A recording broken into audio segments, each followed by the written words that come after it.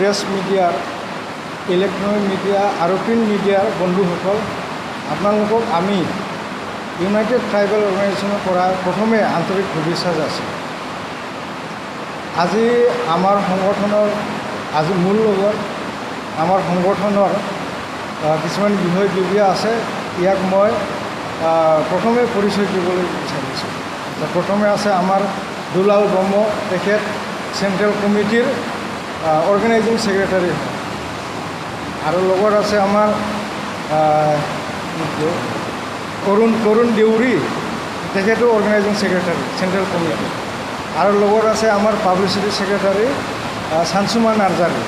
কিন্তু আমি কৰিবলৈ ওলাইছোঁ, আপোনালোকক অলৰেডি জনোৱা হৈছে।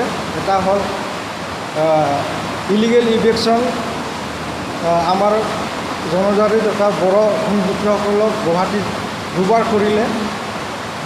এবাৰ হ'ল 31 জানুৱাৰী 2022, এইটো নলপাৰা গুৱাহাটীত কৰিছে। আৰু ৰিচেণ্টলি 13 মে' তাৰিখে আমাৰ এই বৰবৰী অঞ্চলত আকৌ এবাৰ সিহঁতে উৎখাত অভিযান চলালে।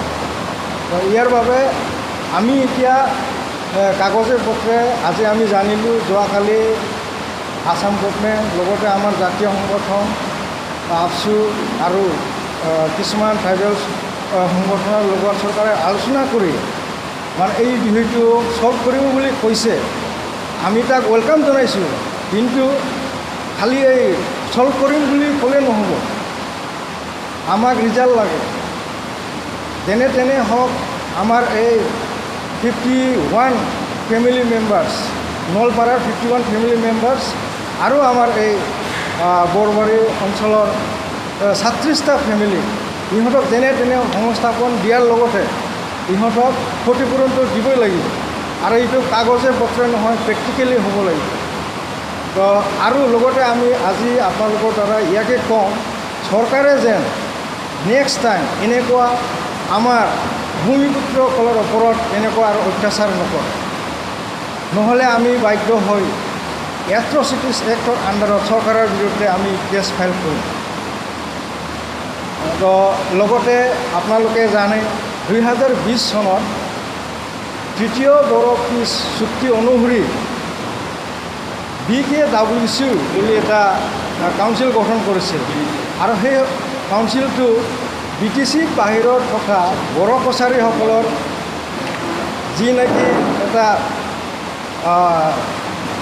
বড়ো কছাৰীসকলৰ উন্নতিৰ কাৰণে আৰু ছিকিউৰিটিৰ কাৰণে সেই কাউন্সিলটো গঠন কৰা হৈছিল।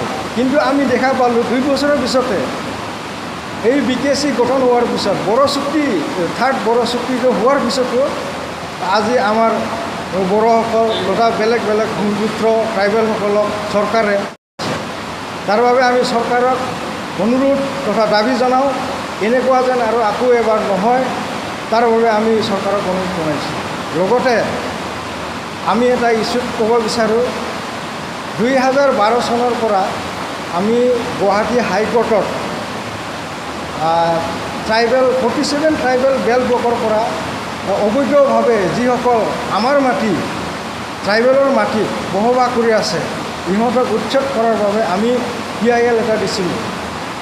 সেই PIL অনুসৰি 2019 চনত 9 ডিচেম্বৰত মাননীয় গুৱাহাটী হাইকোৰ্টে অসম চৰকাৰক এটা নিৰ্দেশনা দিছিল ইভিকশ্যন কৰিবলৈ, যোনে ইলিগেলি তাত আছে। কিন্তু অতি দুৰ্ভাগ্যজনক, আজি 2022 হ'ল, আজিলৈকে এটা ষ্টেপৰ তেখেতসকলে লোৱা নাই।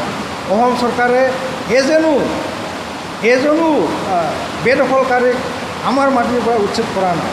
সেই আকৌ এবাৰ আমি অসম চৰকাৰক অনুৰোধ জনাম, আমাক উচ্ছেদ কৰাটো বন্ধ কৰি আমাৰ মাটিত যিসকল বেদখলকাৰী অবৈধভাৱে বাস কৰি আছে, ইহঁতক অতি শীঘ্ৰে উচ্ছেদ কৰিব লাগে আৰু আমাৰ মাটি আমাক ঘূৰাই দিব লাগে। এইখিনিয়ে, ধন্যবাদ।